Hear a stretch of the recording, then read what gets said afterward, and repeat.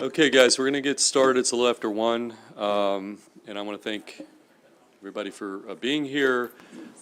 Just one quick note, some of our members have bills in other committees, and so if they get up and they leave, it's not because they aren't paying attention, they just have other business for the people of our great state, and so I just want to make that point because I know some folks today are going to be leaving mid-hearing. And with that said, we've got 7 bills on the calendar for today, all in the environmental space, and we're going to start with Senate Bill 124, Senator Hester. And Senator Hester, if you want to go up to the witness stand. And you don't have a designated sponsor panel, at least not designated as such on the, so why don't you do your thing, and then we'll go to the in-person witnesses. And we also do have one virtual witness signed up, unfavorable, so just heads up for the committee. Senator Hester, Senate Bill 124.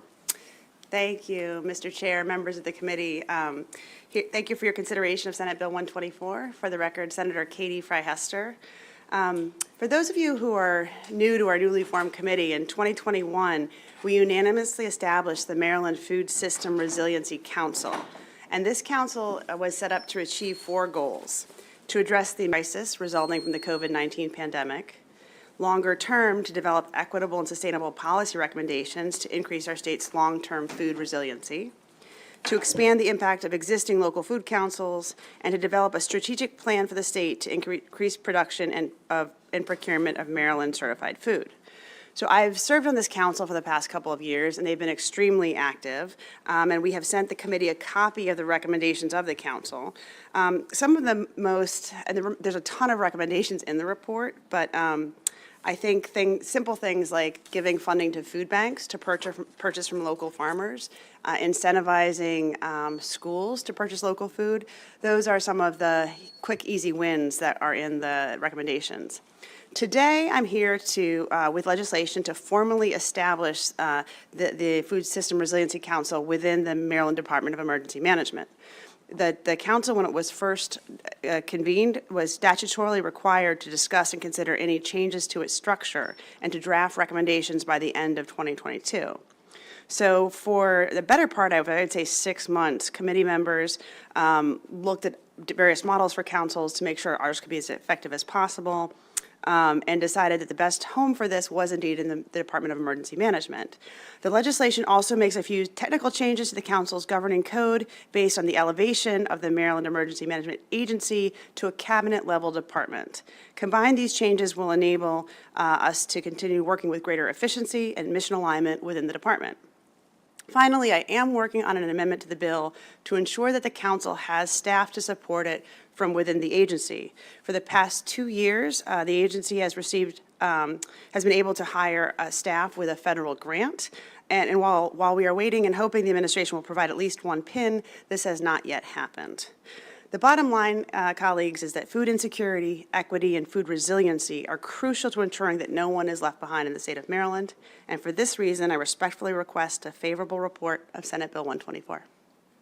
Okay, thank you, Senator Hester. Do we have any questions for the sponsor? Okay, seeing none, we've got signed up in person, favorable. I'm going to call them up to the witness stand. Anna Sierra and Michael Wilson. And each of you have 2.5 minutes each to give your testimony. So why don't we start with Ms. Sierra, you're first, and then we'll follow with Mr. Wilson. Thank you so much, Chair. My name is Anna Sierra. I am the Legislative Officer and Chief Development Officer for the Maryland Department of Emergency Management. I appreciate the committee's time today. I've submitted written testimony in support of this bill. So I just wanted to highlight that last year, the Maryland General Assembly saw fit to establish the Office of Resilience and a Chief Resilience Officer within the Maryland Department of Emergency Management. That is where the Food Resiliency Council is proposed to move, and we think that's a really perfect alignment of both the Food Resiliency Council's current statutory goals and objectives, as well as the Office of Resilience goals and objectives. So we're here in support. We urge a favorable report on this. Thank you. Okay, we'll go to Mr. Wilson, then we'll open up to questions from members. Thank you, Mr. Chairman and members of the committee. My name is Michael J. Wilson. I'm the Director of Maryland Hunger Solutions, a statewide nonprofit working to end hunger in the state of Maryland. I come for you in front of you today representing the Food Resilience Council, which is a statewide coalition mandated by legislation that the legislature has created in the past. I've submitted written testimony. I'm not going to read all of that.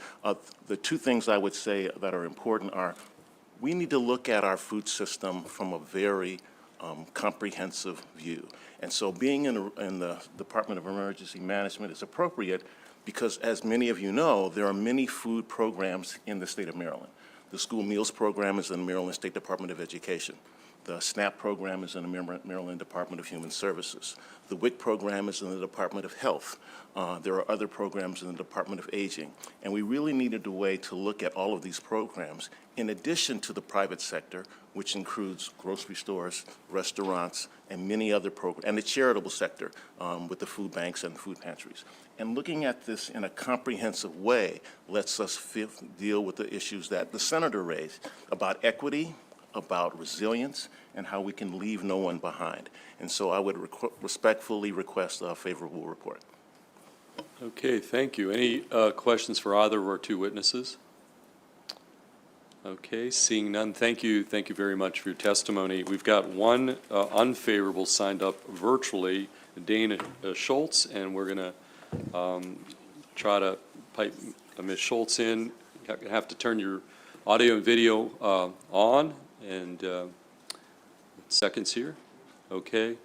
Ms. Schultz, this is Brian Feldman. You're on. We can hear you. I think we can see you. I think we can hear you. And you've got 2.5 minutes. You've signed up unfavorable.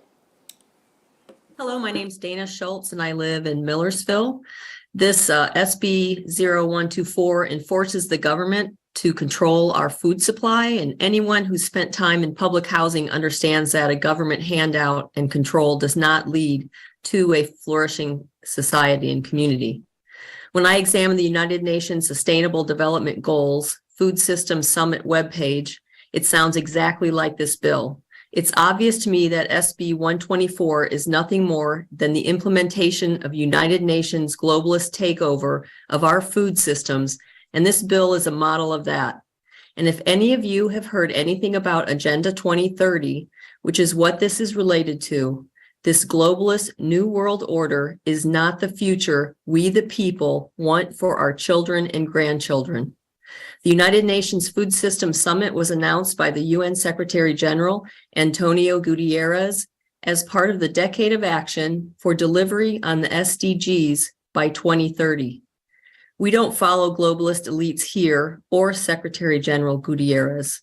This is a constitutional republic, and we follow the United States Constitution and the Maryland Constitution.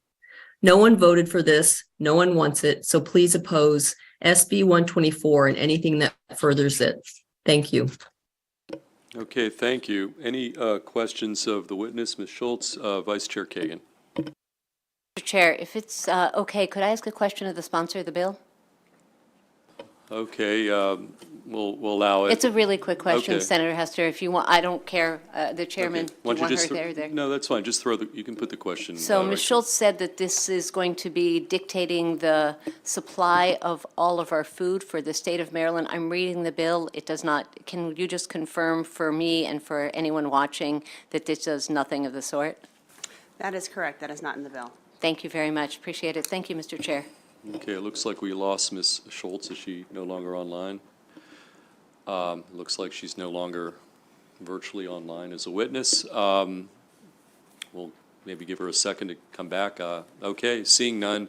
That concludes the bill hearing on Senate Bill 124. We're going to next proceed to Senate Bill 34. Senator Hester again.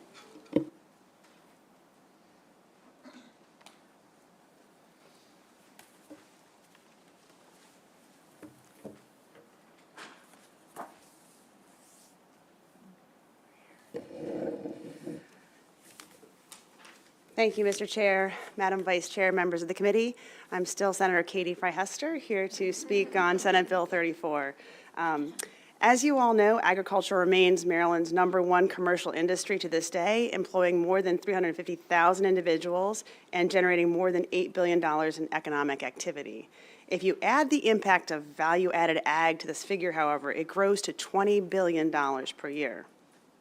For the committee's awareness, value-added agriculture is defined as the processing of agricultural products into specialty products. We're talking about soups, gourmet foods, meat processing, alcoholic beverages, our breweries and our wineries, all agritourism, all of these things bring value to the farmer. Hey, I apologize, there was one sponsor panel witness that I inadvertently forgot to call, Colby Ferguson from the Farm Bureau. So why don't you come up here, Colby, and then proceed, Senator Hester. Thank you very much. So this is a promising industry, but it does face several challenges to its future success. In particular, something that was highlighted last year was the lack of access to processing inspections within the state of Maryland has severely limited farmers' operational capacity. This barrier is especially difficult for aspiring farmers to overcome. And last year, it was deemed so significant that in the state budget, we required the Department of Agriculture to establish a task force to study the feasibility of returning to state-level meat processing inspections instead of federal-level meat processing inspections. I'd like to thank the good senator from Hartford and Cecil counties for serving on this task force all year long. And I would defer to him for details about the task force deliberations. However, the final departmental report, they explicitly recommended the establishment of an ombudsman within the Department of Agriculture to assist new and existing businesses in their effort to navigate this complex permitting process across local, state, and federal regulations. So SB 34 is a simple bill. It codifies this recommendation and directs the ombudsman to prioritize the implementations and resolutions of the task force findings. It then expands the position to serve as a primary point of contact for individuals in all value-added agricultural industries interested in engaging in the industry and receiving support from this ombudsman. Our farms do face a multitude of challenges here in Maryland, but the growth in value-added agriculture and agritourism is a bright spot for small family-owned businesses across their state. They also represent significant value for Maryland consumers who increasingly seek local food and sustainability in their kitchens. For these reasons, I respectfully request a favorable report of Senate Bill 34. Okay, thank you, Senator Hester. Any questions for the sponsor? Okay, seeing none, we're going to go to you, Mr. Ferguson, and you have 2.5 minutes. Thank you, Mr. Chair, and thank you, Madam Vice Chair, members of the committee. Colby Ferguson on behalf of Maryland Farm Bureau. Thank Senator Hester for bringing this bill forward. A bill that we felt that last year, working with several of you, didn't know if we needed to bring a bill forward for any kind of state meat inspection program. After several discussions over the summertime, we found that the USDA program was not broken. The problem is the regulatory process in the state of Maryland is very complicated. From the local side, whether it be planning and zoning, whether your property is even zoned properly to be able to put a processing facility on it, to the state process, whether it be the health department or the Department of Environment, well and septic, whether you can do this at all. And then you layer on the federal permits that are required for Food Safety Modernization Act and all your HACCP plans and all the acronyms that I know Senator Kagan doesn't like me to use. So, with that said, that we firmly believe that putting someone in place that a farmer or landowner can call to be the front door to at least start to navigate that pathway of where do you start, whether you start at the county, whether you need to go to USDA and find out what your building's got to look like first before you go to the county and see whether your property is properly zoned for it, at least to try to help with those types of options and opportunities. So we believe this is a very valuable position and very encouraging to hear a lot of support with the bill. And so we hope that we can move forward. I'll answer any questions you have. But we had a farmer that was going to be here from Frederick County that unfortunately, with the way the snow was looking like it was going to come, he was afraid to leave the farm. So he stayed back. But he asked me to ask for your support on this as well. So with that, I'll answer any questions. Thank you. Okay, Senator Gallion. Thank you, Senator and Colby, for bringing this today. I was glad to serve on that work group. This is definitely a very needed thing. We've heard this, especially COVID, really shine the light on the need for local processing. There's farmers all over the region that, have to get on a waiting list to be able to get animals processed. So this is a very needed position. I brought up with both of you. I just want to get it on the record. The only thing I would change, I'm fully in support of this bill. It's very needed. The only thing we need to change is the title. I just looked at the definition of ombudsman. It says usually appointed by the government or by Parliament to investigate complaints and attempt to resolve them, usually through recommendations or mediation. And it says normally an ombudsman resolves disputes from a neutral, independent viewpoint. So I also spoke with the Deputy Secretary of Agriculture. Let's work on finding a better name for this position and put that in as an amendment. I know I spoke with the bill sponsor, and she seemed amiable to that too, but I just want to get that on the record. So I guess that's a isn't that so question. You'd be amiable to that, correct? That is correct. I actually have a name.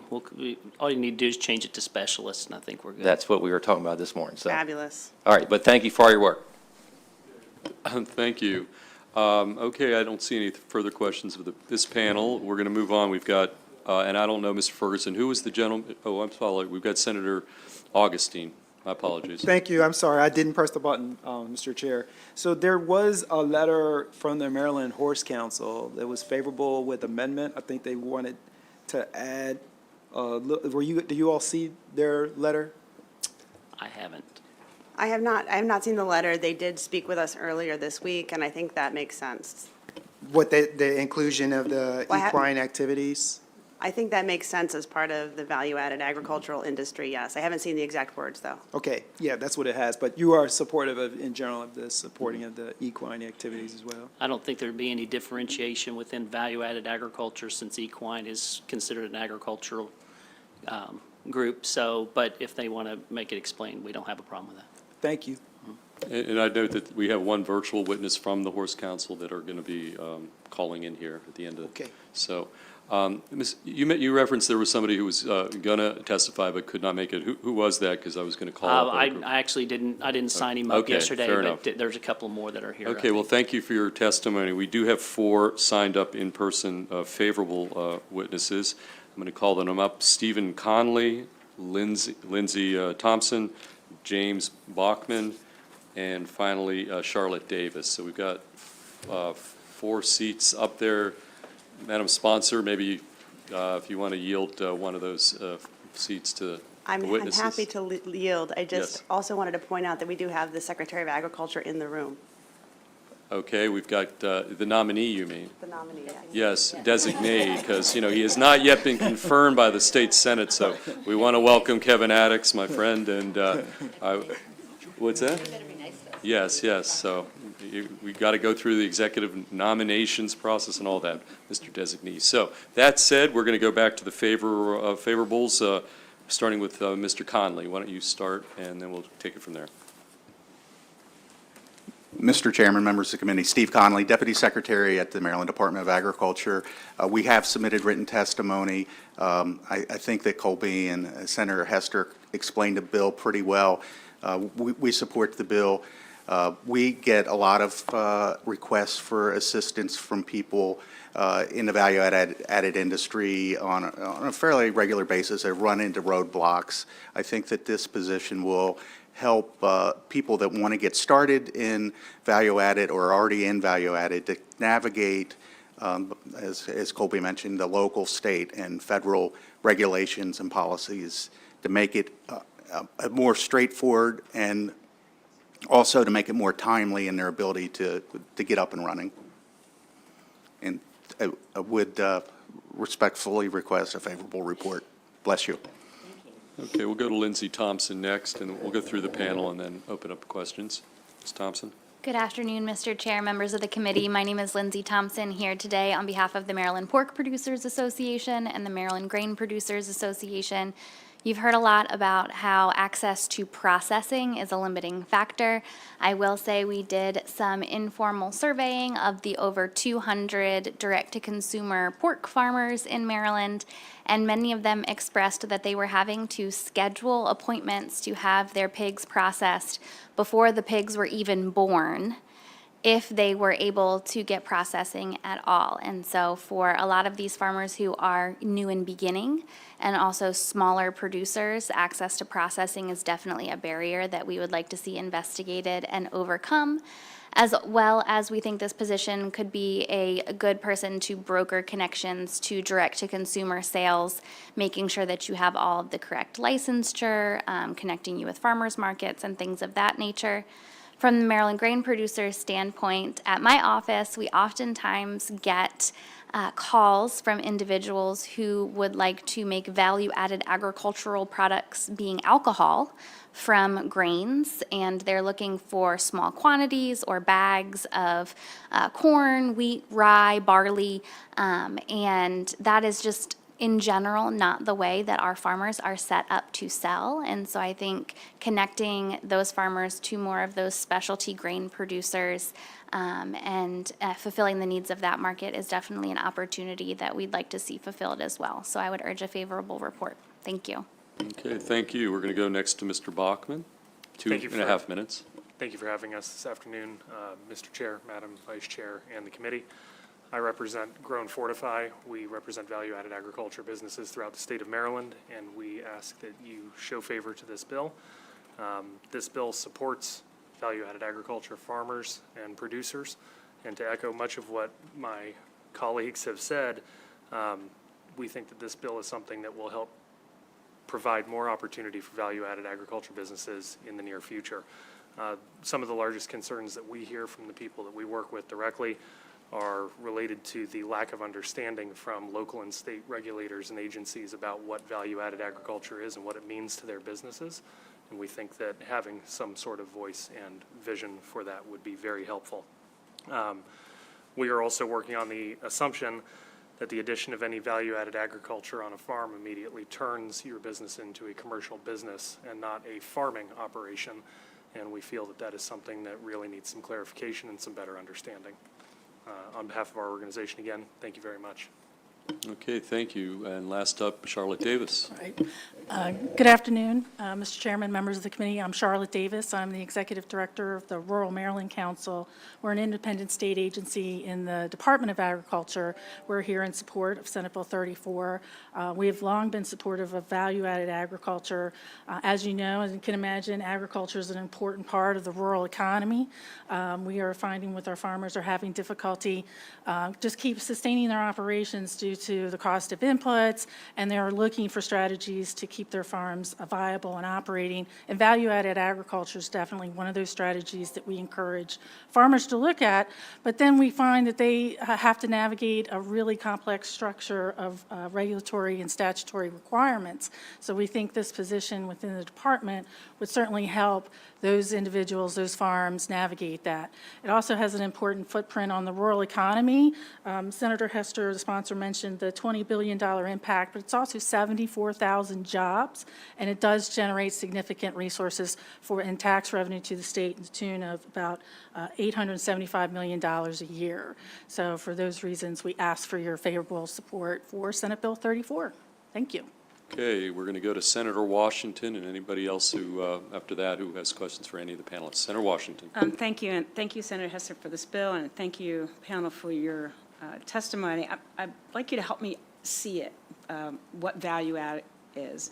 So usually driving along, usually Eastern Shore, and I'm excited that when I come back from the store, there's a little stand on the side of the road, and sometimes you just buy vegetables right there. Sometimes there's a larger operation, there's jams and all kinds of things. So what would it look like on the ground, a value-added operation? You were saying that the little bags of corn and rye don't really work, so I'm just trying to understand what does it really look like?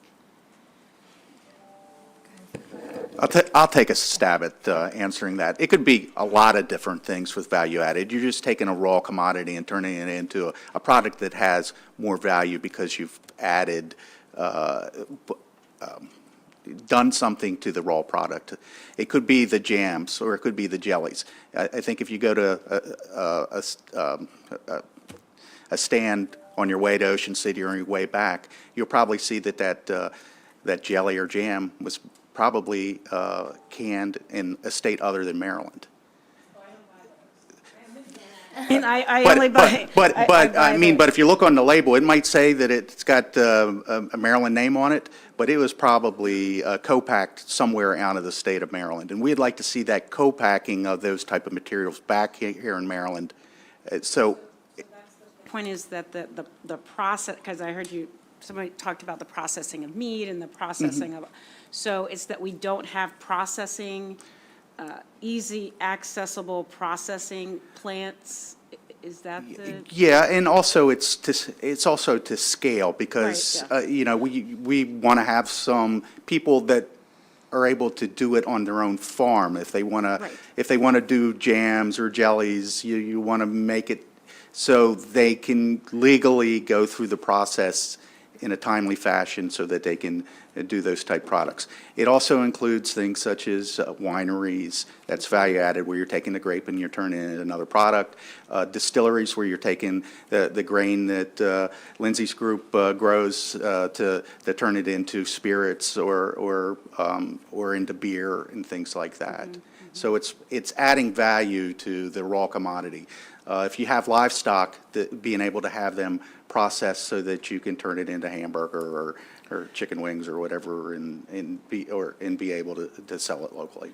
So is it that you can't process it now? I mean, I understand this bill is about having an ombudsperson. I'm interested in hearing what's the what do we need to increase the capability of farmers to be able to value add?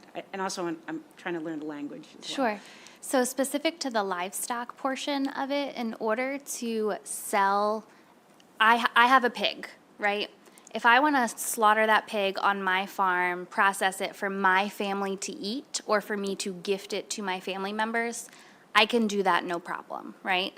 If I want to monetize that bacon, those pork chops, and sell it to a consumer, I need to have that pig processed at a USDA inspected and certified processing facility. So there is a lack of capacity with the existing processing facilities that we have here. Some organizations such as Somatic down in Southern Maryland have done great work in getting a processing facility in Southern Maryland. We'd love to see one a larger facility come to the Eastern Shore.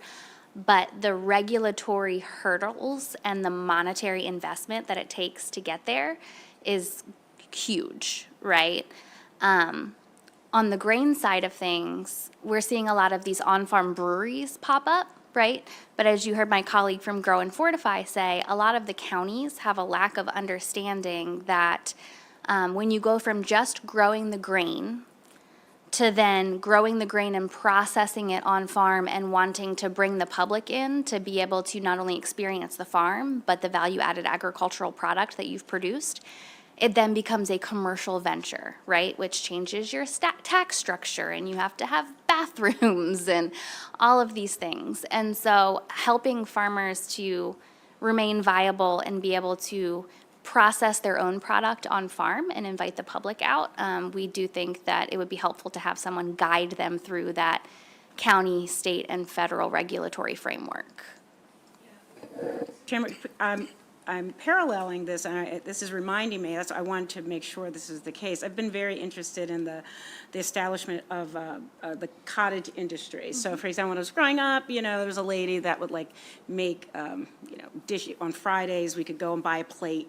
And then, of course, over time, you want to be careful. You don't want people to get sick, et cetera. So you're not able to do that, or people aren't able to make little cakes at home. But in Maryland and other states, we've created this other category. As long as you're not above a certain revenue, you can produce. So I don't know, are we not able to do that yeah, would there be any prohibition about considering the establishment of something that's similar to the cottage industry, like we're making, like now you can make cakes and things, and we can make other little things, and so you don't need a commercial, you don't need the type of commercial kitchen that is needed, if it were a full-on business, but there is they check and make sure that it's healthy, and there's a certain amount. So up to a certain amount of revenue. In California now, it's up to 150,000 or something like that. And then we started in Maryland at 25,000. I think we're at 50,000, where you can make, as long as your revenue, we'll figure out how to calculate it, is below that amount, you don't have to get this full on. So would that be something that we should consider or think about? Or have you thought about it? If I can make another stab at answering your question, I think what this role would be is not to change the regulations like the health department has for cottage food industry, but to assist the person that wants to get into doing that business to understand what the regulations for the cottage food regulations are, to help them make sure that they're not violating any of their zoning laws at their locality, to try to help them navigate through the regulatory process so they can comply with the regulatory process but understand what the regulatory process is. It applies to agriculture? I didn't know. Our cottage industry. It would depend on what product it is, because we've got all kinds of products that we grow in Maryland, whether fruits and vegetables, meat, oysters, you name it, we grow.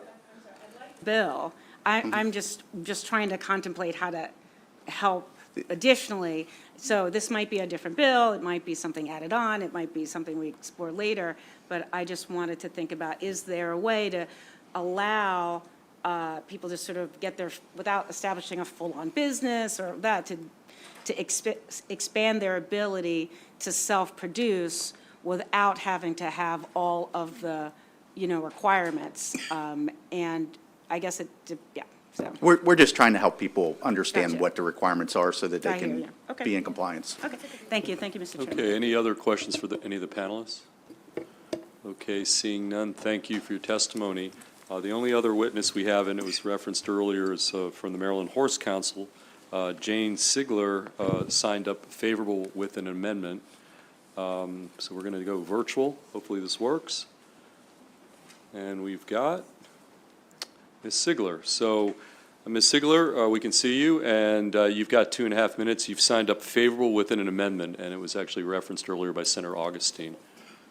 Yes, thank you, Mr. Chairman, and thank you, Vice Chair Kagan, and all the members of the committee. Yes, I am Jane Sigler. I'm here on behalf of the Maryland Horse Council, which is the trade association for the entire horse industry in Maryland. Senator Hester and Colby did a great job of explaining a little bit about what we're here for. We think this is a terrific bill. We applaud the idea of creating an ombudsman to support value-added agriculture. As was stated earlier, equine activities are considered agriculture in Maryland, and in fact, Grow and Fortify's 2020 economic analysis of the value-added agriculture in Maryland recognized that equine is a part of value-added agriculture in Maryland. So again, we support the bill, but we would like it to be amended to make clear that equine activities are included within the ombudsman jurisdiction.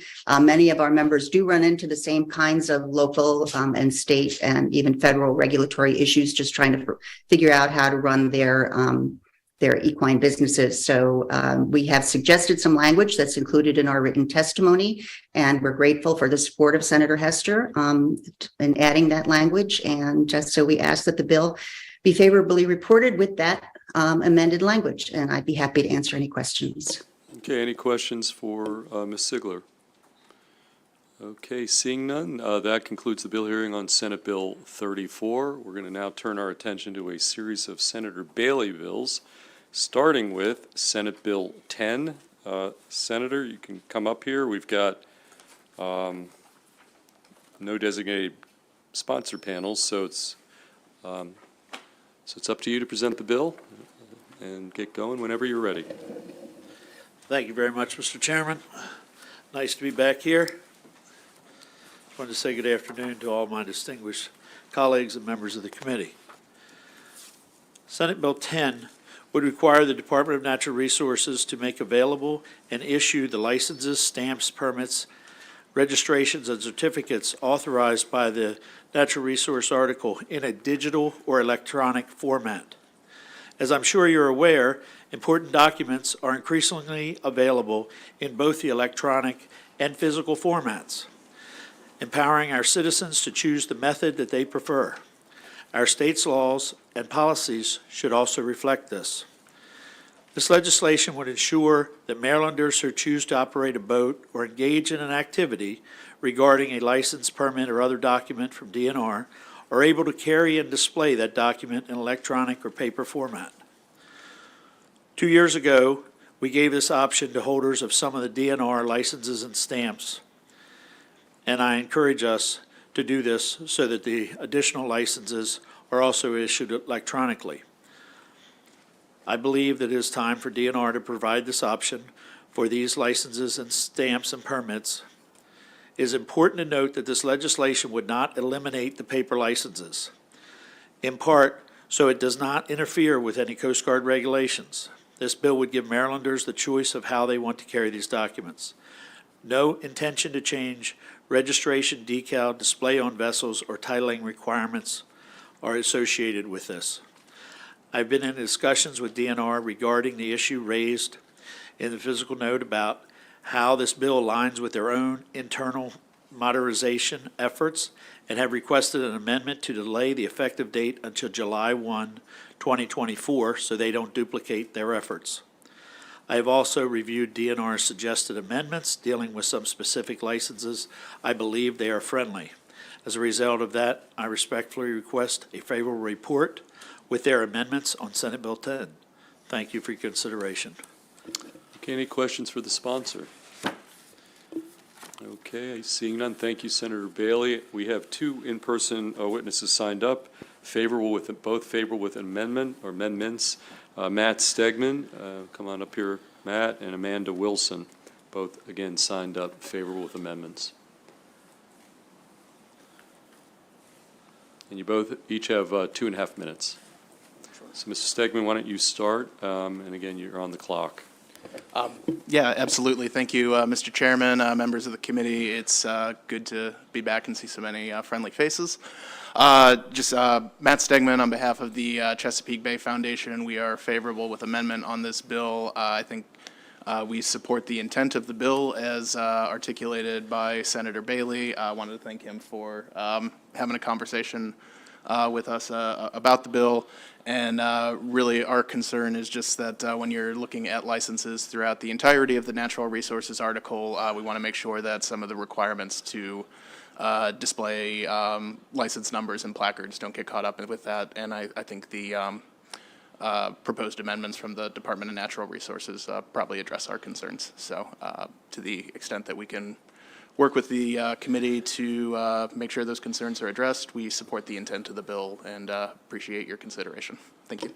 Okay, Ms. Wilson, you got 2.5 minutes. Hi, yes, thank you. My name is Amanda Wilson. I'm the Director of the Licensing and Registration Service for the Department of Natural Resources.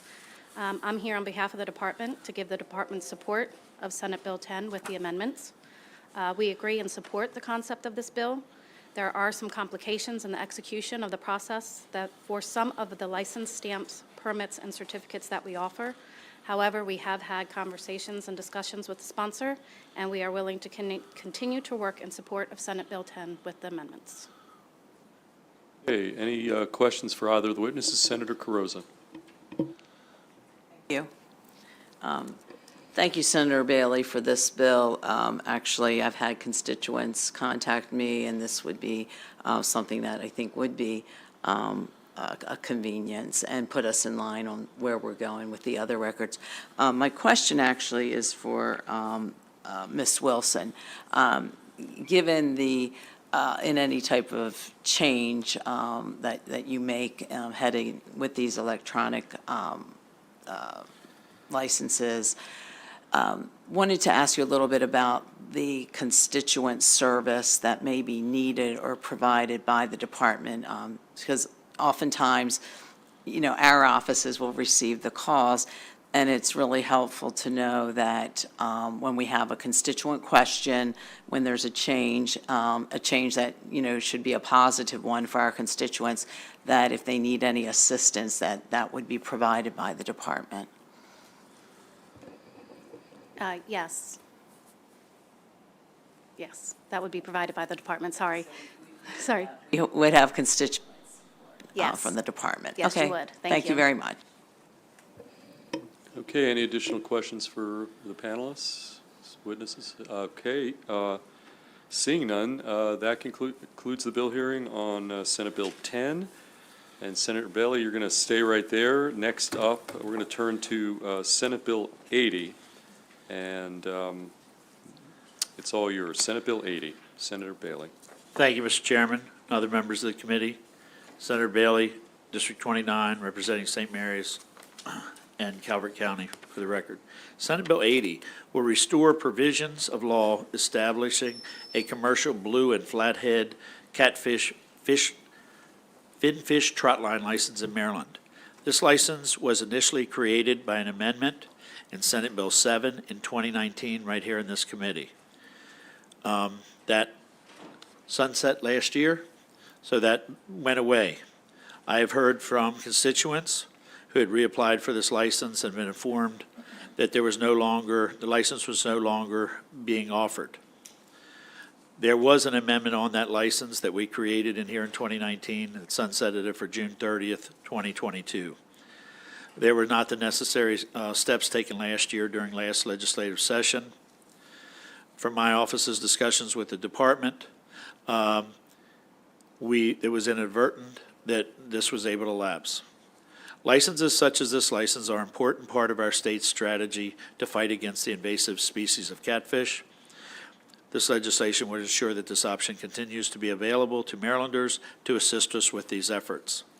This restores the provisions of this section exactly as they were prior to the sunset. This is also an emergency bill to ensure the DNR can resume issuing these licenses as soon as possible to reduce the effect that the sunsetting of this previous law has on our state's ability to deal with this population of blue and flathead catfish.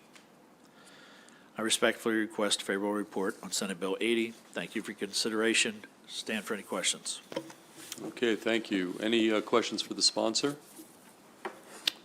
Okay, seeing none, we've got two witnesses signed up in person, Sarah Widman from DNR and Lynn Fegley from Maryland DNR Fishing and Boating Services. So, Ms. Widman, why don't you lead off, and then we'll go to Lynn Fegley next up. 2.5 minutes. Sure. Good afternoon, Mr. Chair, Madam Vice Chair, and committee members. My name is Sarah Widman, and I'm here on behalf of the Department of Natural Resources to testify in favor of Senate Bill 80. The bill reinstates a license, as Senator Bailey just mentioned, that was previously listed in our law that sunsetted in June of 2022.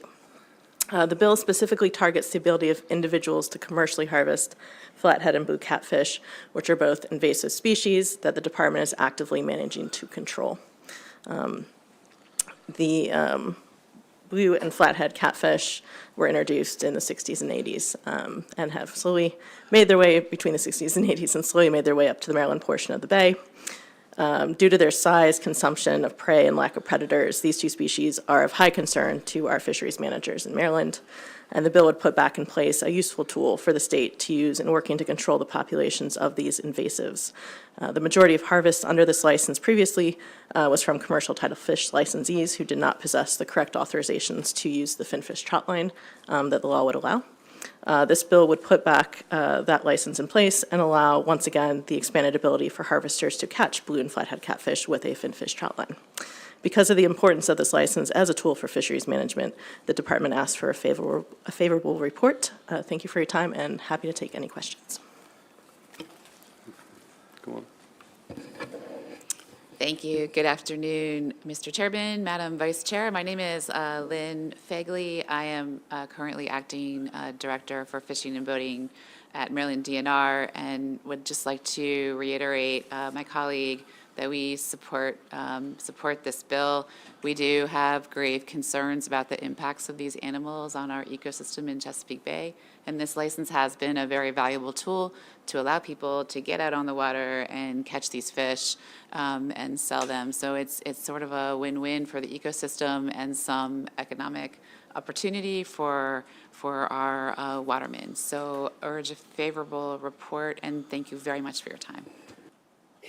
Okay, thank you for your testimony. Any questions of either of our two witnesses?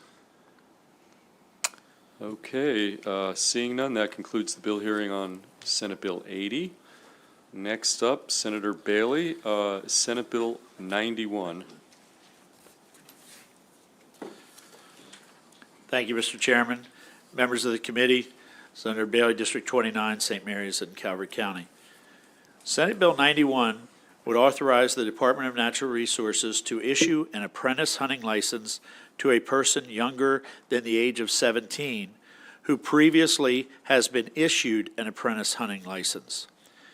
The apprentice hunting license is a key part to our state's efforts to ensure that Maryland's youth have the ability to learn about hunting.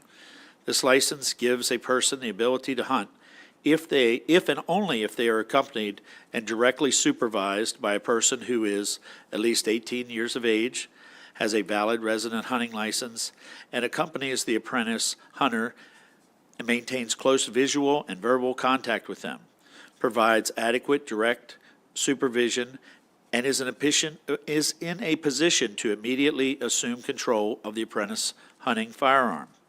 Under the current law, this license could not be renewed. They could only ever get it for 1 year. This bill would in fact change that for individuals who are under 17. This is narrowly targeted to provide Maryland youth with more opportunities to learn from experienced hunters, safely passing this great tradition on to the next generation. It's important to note that as a part of this legislation, an applicant for a second or subsequent apprentice hunting license must repeat, and I say they must repeat, the required DNR-approved online course of instruction in competency in firearms and hunter safety. So what this is doing, we have the apprentice license right now, and as we are all aware, life happens. And if you had it at the end of the year like this year, there's a week left. If a parent went ahead and got an apprentice license for their child and took them hunting, well, guess what?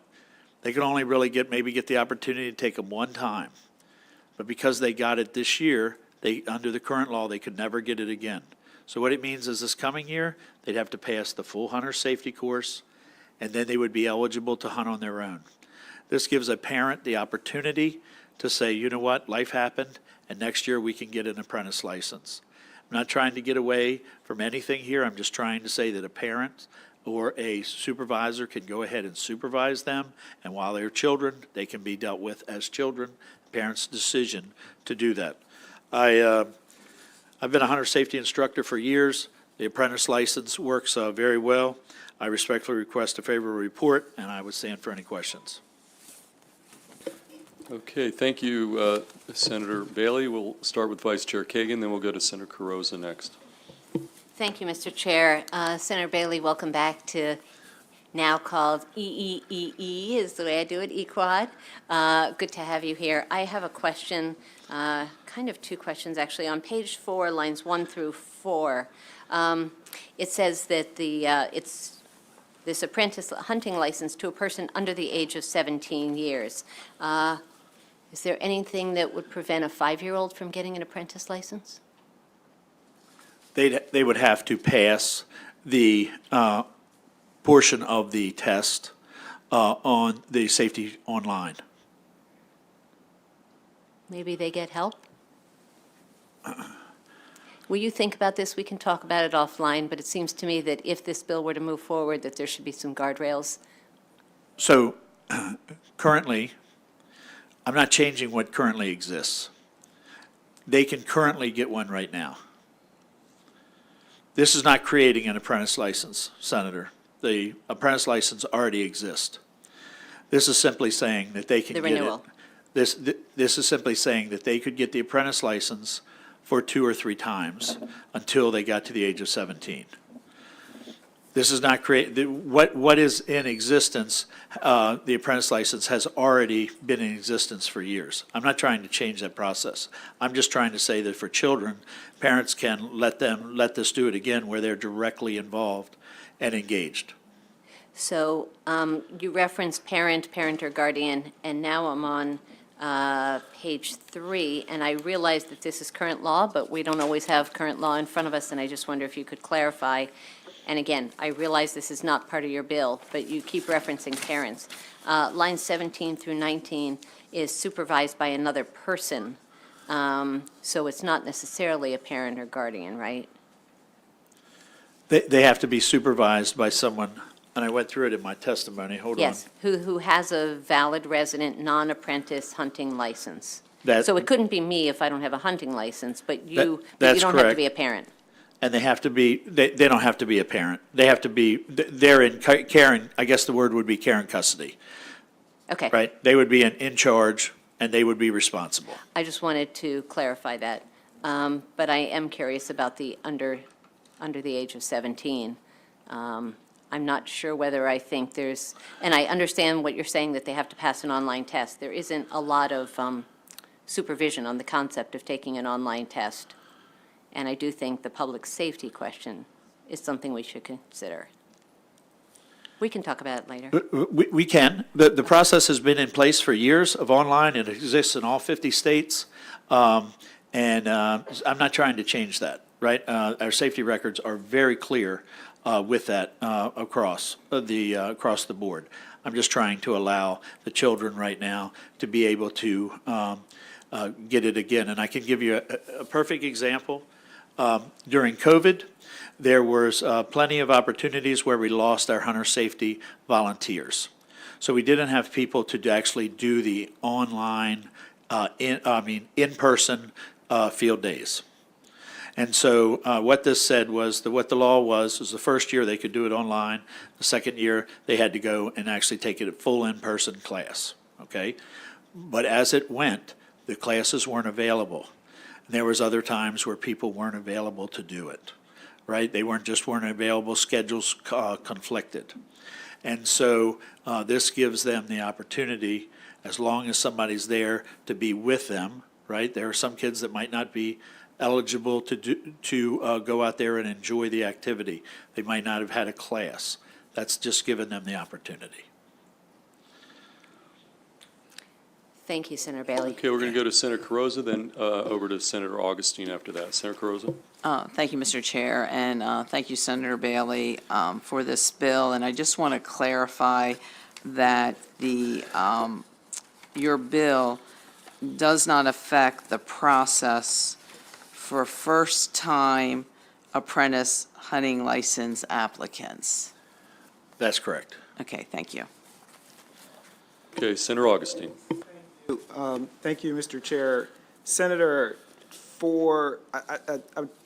so why, since you've worked with this obviously quite a bit, why did they put that you cannot renew in the law in the first place?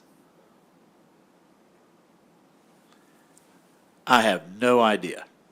Okay, you know what I'm saying? Like, I'm trying to understand why they would have had that in the law. Do we have another person that's going to testify on this bill? Yes, we've got from DNR, Paul Petito. I think we can answer your question in just a moment. All right, Senator. Okay. Any questions, additional questions for the sponsor before we do go to that one witness signed up favorable? Okay, with that, we're going to bring up Paul Petito from DNR, and perhaps you could respond to Senator Augustine's question, but in the meantime, you do get 2.5 minutes of your own testimony. If you could weave that answer in, that'd be nice, but not necessary. We can take it. Anyway, 2.5 minutes. Thank you, Mr. Chair. Madam Vice Chair, members of the committee, Paul Petito, I'm the Director of the Wildlife and Heritage Service at Maryland DNR. It's good to be here. And we are in support of SB 91.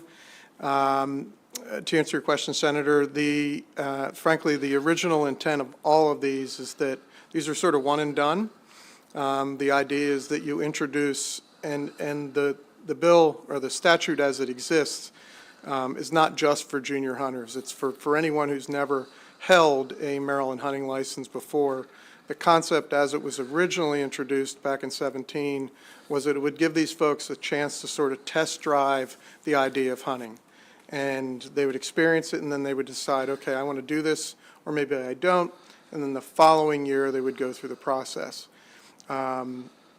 Without putting words in the sponsor's mouth, the idea today is that for a lot of folks, particularly the junior hunters implicated here, it's difficult to get to the full course requirements, particularly if they start hunting now at the end of the hunting year, and our hunting training window is sort of brief. It's mostly in the spring. So if those young people miss that window, they are now foreclosed for an entire year from participating again. And as a practical matter, we would probably lose them. And what that means to us, and frankly means to you, is all of the funding for wildlife conservation and management in Maryland, the vast majority of it comes from hunters' stateside revenues and the federal match. So we need these young folks to continue that tradition, as well as the opportunity that's created by their participation and the revenues generated therein. Okay, we've got Senator Augustine. Yeah, thank you, Mr. Chair. That's very helpful.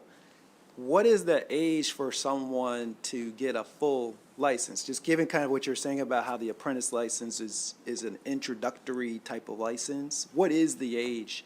I just don't know. Yeah, so as the senator said, there's no minimum age in Maryland, but you have to be able to pass the test. And Madam Vice Chair, to your comment, I think it's fair to say, well, somebody could do that for them. But what happens in the field, if they're checked by one of our natural resource police officers, it's fairly easy for them to quickly discern this is a person who wasn't capable of passing that test.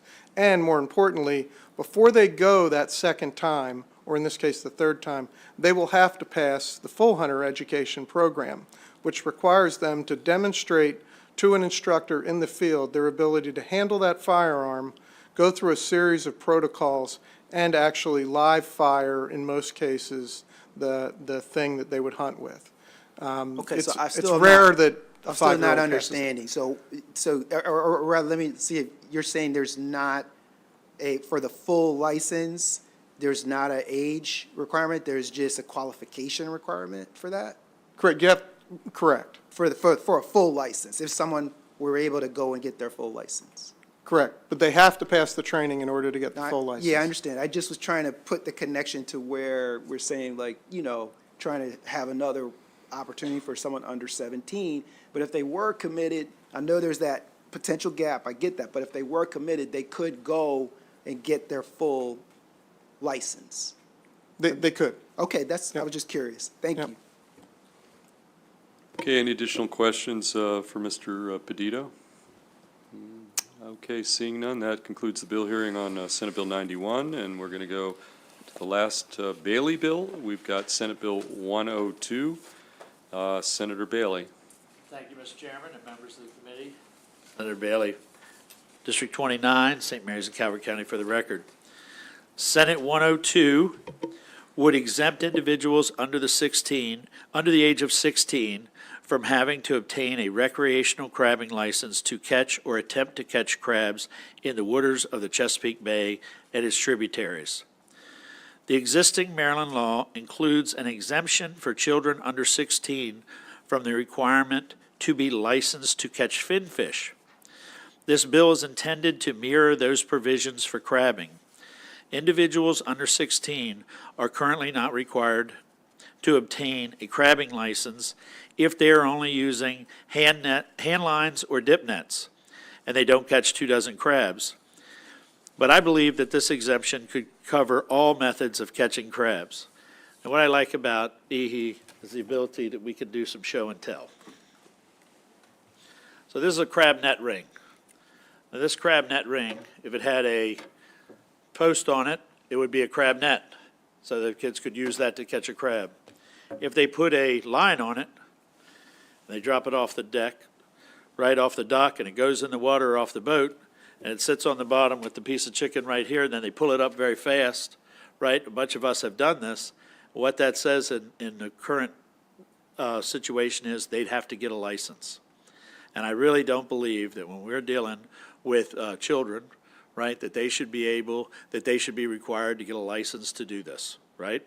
They should be able to crab and enjoy and learn how it is and catch their 24 crabs, just like anyone else, and just like I did or my children did when they were growing up. I became aware of this issue during the interim, and I was a natural resource officer for 30 years, and I don't ever remember when it was not legal for children to catch crabs by using these certain methods. These hand lines and dip nets, I think that they are important, but I also think the crab rings are just as important. This is not intended to increase the number of crabs harvested each year, but only to allow children to explore our state's natural resources with their families by treating crabbing in the same measure that the Department of Natural Resources creates fishing. I have reviewed DNR's suggested amendments and believe that they are friendly. I respectfully request a favorable report with amendments on Senate Bill 102. I want to thank all of you for your consideration. And, Mr. Chairman, I'd also like to thank the members of the Department of Natural Resources for coming here, for being able to address us, to be able to work with us, and be here in this committee.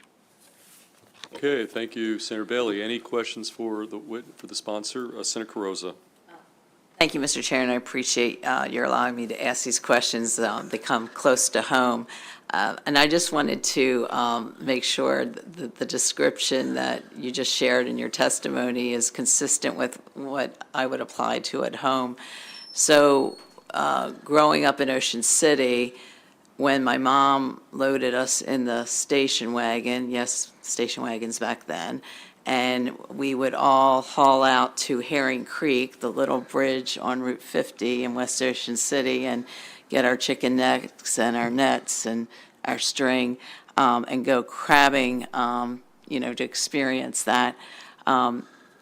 Unless we go forward with your bill, I would have been required as a 10-year-old to have that, the license in order to do my chicken neck crabbing. So this is where it gets complicated when we deal with crab laws around the state. If you're in the Atlantic Ocean or its tributaries, you're not required to have a license. If you were doing that at my house, you still, if you had a crab net and a piece of chicken, you would not be required to have a license. But if you tied your piece of chicken in the bottom of a crab net ring and you drop that overboard, the child would have to have the license. Okay, so it actually would apply if we bought this at the hardware store on the way out to Herring Creek. If we bought that net at Elliott's hardware store, right, and then at that point, okay. What this legislation is saying is you wouldn't need a license at that point. Thank you. Any additional questions for the sponsor? We've got Senator Augustine. Thank you, Senator, and, forgive me, this is new territory for me, so I'm trying my best to, but it's also, I'm looking at the amendments, and based on the amendments, this would not apply to like a commercial crab pot. Is that correct? Because the way it's written now? So this would not apply to a commercial crab pot? Rather, this doesn't allow them to They can't run a commercial crab pot. They can't run a commercial crab pot. No. And that's the way that, and it's real clear in the amendments too, to sort of make that abundantly clear. And that Yes. helps to clarify with Yes, there's no intention to let this, let a 15-year-old go Run out there commercially crab. Yeah. That's right. Perfect. Thank you. Okay, any additional questions for the sponsor? Okay, seeing none, we do have two witnesses signed up favorable with amendments. We've got Sarah Widman and Lynn Fegley from DNR. And we'll start with Ms. Widman. Why don't you lead off and talk about the amendments that you're proffering? Sure. Good afternoon again, Mr. Chair, Madam Vice Chair, and committee members. Again, my name's Sarah Widman, and I'm here on behalf of the department to testify in favor of Senate Bill 102 with amendments. So just a quick rehash that Senate Bill 102 would as written, would exempt children under 16 from having the recreational crab license. But based on our discussions with the sponsor, the department would propose amending the bill, so I believe those amendments are in front of you, to specifically allow children in this age group who do not need a license. So again, any one of us could go out, children, adults, unlicensed, as Senator Bailey mentioned, and use hand line or dip net and capture 24 male hard crabs. It's not written the same way as finfish, and that might be some of the confusion there.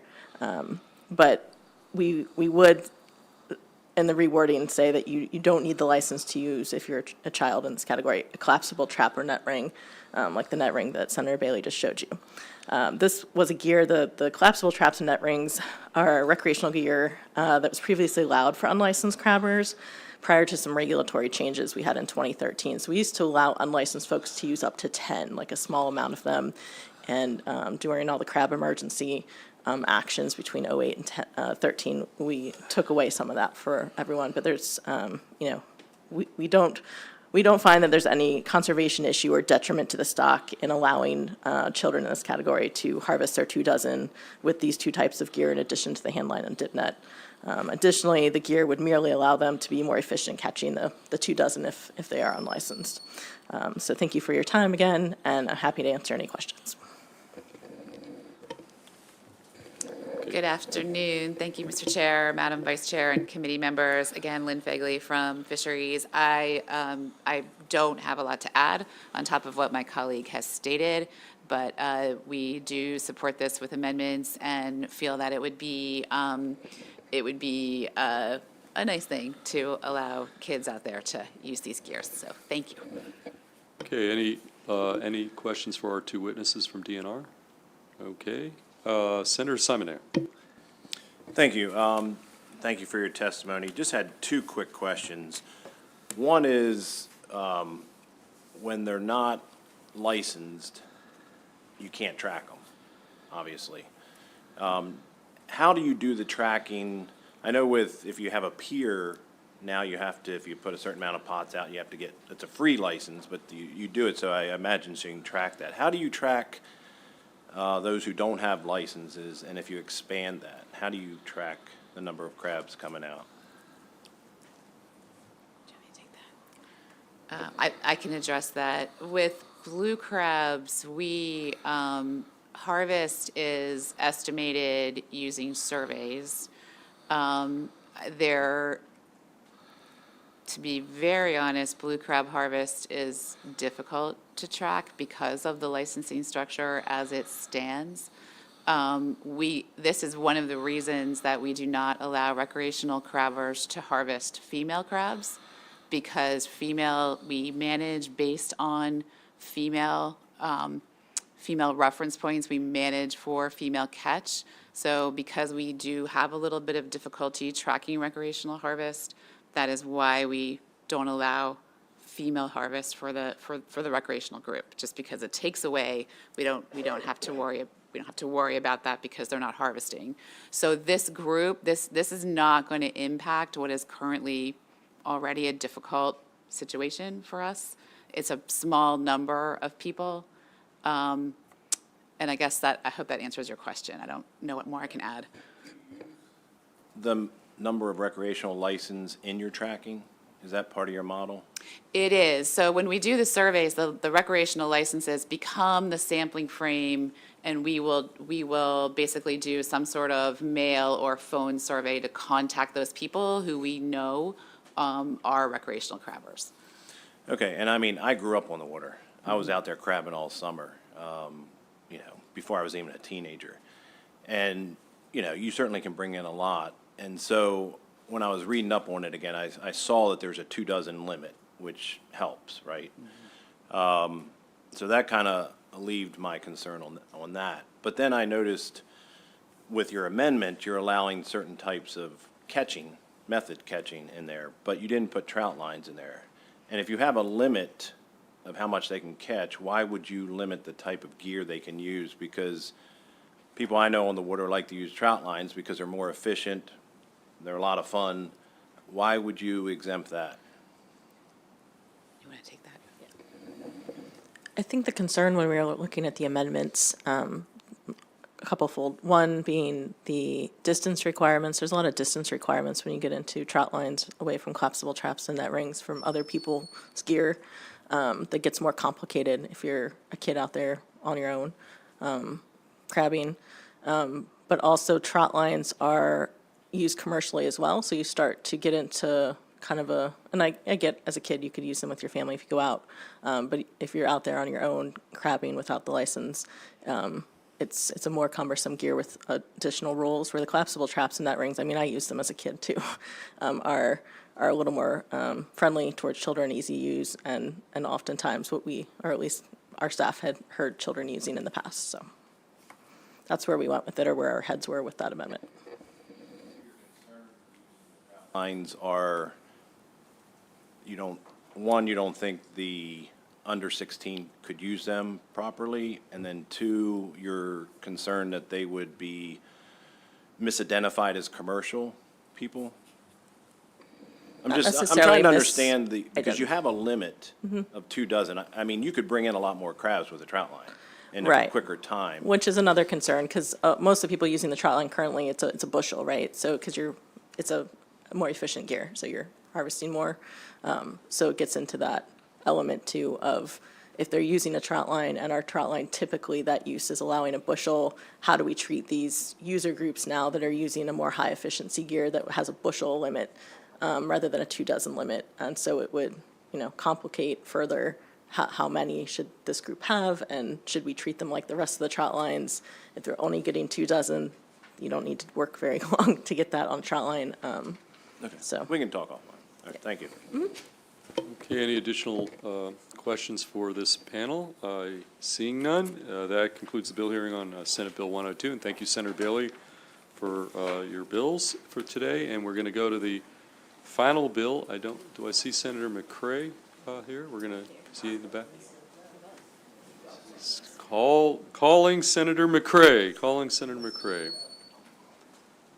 Okay, I see Senator McCray in the hallway.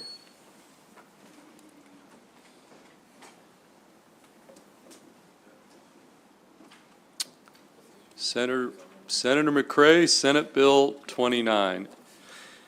Well, while we're waiting for Senator McCray, he did designate 2 sponsor panelists, both virtual, one of whom is not actually is not zoomed in. So we have one virtual witness, but we're going to still wait a minute or two for Senator McCray. Hey, Safe, could you do us a favor? Oh, there he is. I was going to go out there and ask you to reel in Senator McCray here. Okay, Senator McCray, we have, we've got you here on Senate Bill 29, and we have, you have a panelist. You had designated 2 virtual panelists. One is not zoomed in, but maybe we can clue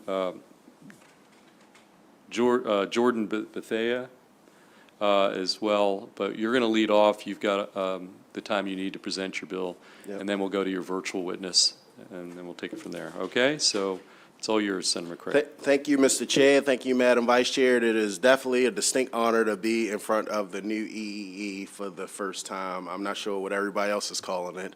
But for the record, I'm Corey McCray. I'm the senator for the 45th District. I won't take much of your time, but I am going to spend some time for the new members, Mr. Chair.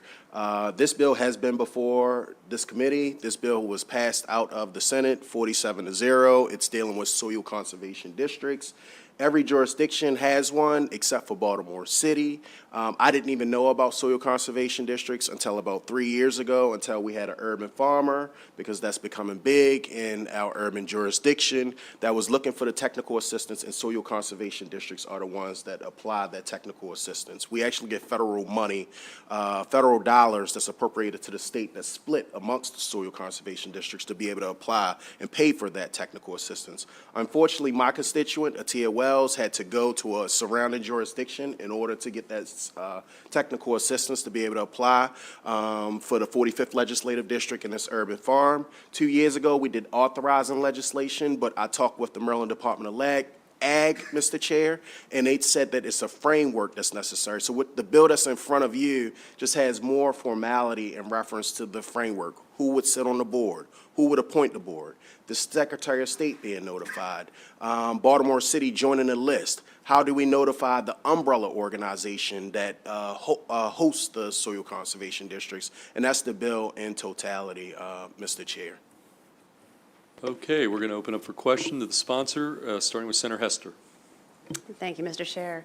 I remember this bill from last year. I think it's a great bill. I'm just curious, did it not make it out of the House? It made it out of delegation and got stuck in E&T with not enough time. Thank you very much. Okay, we've got Senator Gallion. Thank you, Mr. Chair. Thank you, Senator, for bringing this back. Just a quick question. I was kind of looking through the testimony. I was looking at the testimony from the Maryland Association of Soil Conservation Districts, and they put in there about it being important that the new district follow a similar structure to existing districts because it connects them to a network for their success. It says that the framework is not consistent with the neighboring jurisdictions. So I was just wondering why that is, or is that something that we could amend and line those up? Yeah. So first, Senator, I think that it would be appropriate, usually when advocacy or umbrella organizations do have something, they provide us with the testimony. So I'm not fortunate enough to be able to see it as you are at this moment. But this was a discussion that was had last year. And one of the things was they was concerned about the appointments. So when we're talking about Baltimore City things, you would assume that the delegations, the mayor, the executive, and things of that nature, like, are ruling in Baltimore City issues from that standpoint. So I didn't know that they still or had an issue because I'm not fortunate enough they didn't come and have the conversation with me, but I will make sure that I follow up with them. So like in other counties, I mean, like, so like the county executive in Hartford doesn't determine who's on the members of the Hartford board. It's kind of a structure, a little different structure. So I wanted to make sure everything was in line so they get all the benefits of that system. That's all. I think it was more the board appointments, and I'm a firm believer that we have a quarterback, which is our mayor, and I'm definitely firm believer in taking the mayor's approach. I didn't think that was a big. And it wasn't an opposition letter, it was a informational letter, is the way they put it in. I appreciate that. Yep. Okay, any additional questions for the sponsor before we go to our virtual witness? And reminder, you're going to need a delegation letter in order for us to do anything here. And so, okay, well, let's get our Jordan Bethea, our virtual witness, part of the sponsor panel, online here for 2.5 minutes. And there's Jordan. Okay, well, you've got 2.5 minutes. You're part of Senator McCrae's sponsor panel, and it's all yours now. 2.5 minutes. Thank you. And before I begin, Say just joined. My name is Jordan Bethea. I am production manager for Backyard Base Camp. We are a 10-acre land reclamation project. Mr. Bethea, yeah, your volume's a little bit low. Is there any way you? How are we now? Yeah, much better. Okay, you can start all over. About that. So again, my name is Jordan Bethea. I am the production manager for Backyard Base Camp. We are a 10-acre land reclamation project in Northeast Baltimore City, growing vegetables to fight against food insecurity, educating our friends, neighbors, and family members about agrarian lifestyles, and most importantly, improving the soil health in our previously abandoned property. Soil conservation districts can offer a unified soil health and nutrient management plan for all urban farms across the city. Presently, as Senator McCrae mentioned, the technical analysis for soil health is usually outsourced to a number of different universities, nonprofits, and fellow farmers across the state and region. This new bill will promote the continued enrichment of urban soils and further the expansion of urban agriculture in Baltimore City. And as a member of the Board of Soil Stewards, which is a subsidiary of Future Harvest and the Million Acre Challenge, which is working to build a million acres of sustainably farmed soil in Maryland across the state. I fully support this bill. I think it's a fantastic opportunity for us to work together as urban farmers in Baltimore City and make it a bit easier for us to share knowledge and unify our work. Okay, thank you for your testimony. Any questions for the witness? Okay, seeing none, thank you, sir. And we're going to, the only other witness signed up favorable is Matt Stegman in person. Mr. Stegman, why don't you come up? Oh, my Yes. God. Oh, actually, our other virtual witness has popped up on Zoom, a part of the sponsor panel. So we're going to go back to Saj Dillard, who is actually now online. And we can see you, and you've got 2.5 minutes to weigh in on behalf of the legislation, Senate Bill 29. All right, thank you. My name is Sage Dillard, and I am the current farm manager at Bliss Meadows. I work very closely with Jordan, and we just had a meeting yesterday, a team meeting, regarding just food apartheid in Baltimore in general. And just the past week, the only grocery store in Pigtown was abruptly closed.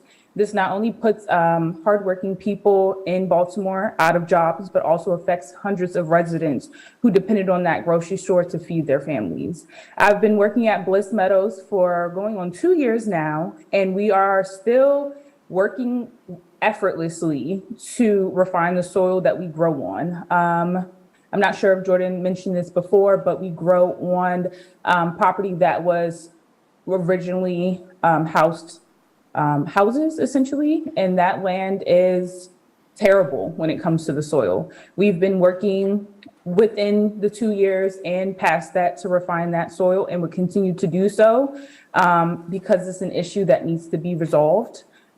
Without soil, there is no food, there is no development, there is no life. Soil is the groundwork to sustain human life, essentially.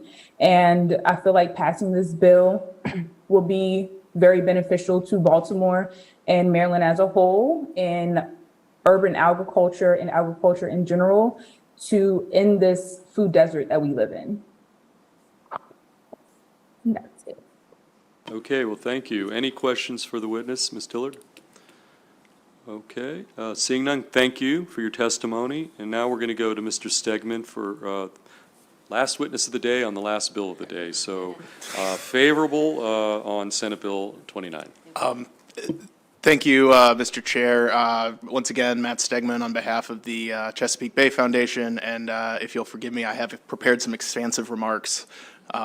Senator McCray and his witnesses have, explained the need for the bill and some of the unique challenges that would be addressed by having a soil conservation district in Baltimore City. So I would just say, me too. Okay, any questions for Mr. Stegman? Seeing none, that concludes the bill hearing on Senate Bill 29, and that concludes the bill hearings for today, ladies and gentlemen. And so with that, anybody, for the good of the order, anybody want to weigh in on anything? Okay, we can take that offline. So this meeting is hereby adjourned.